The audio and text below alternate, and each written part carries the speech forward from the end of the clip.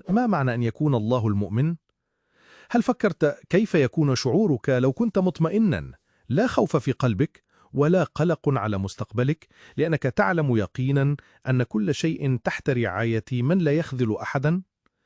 اليوم سنغوص في بحر اسم الله المؤمن لنكشف كيف يمكن لهذا الاسم أن يغير حياتنا بالكامل.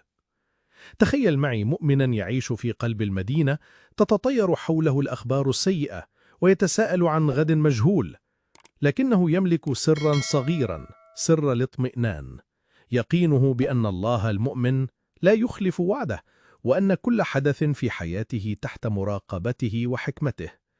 الذي يصدق الله في وعوده ويستند إليه في كل قرار يشعر بالأمان حتى في أصعب اللحظات. هذا هو جوهر الإيمان الحقيقي، شعور بالثقة الكاملة والاطمئنان العميق رغم كل ما يدور حولنا.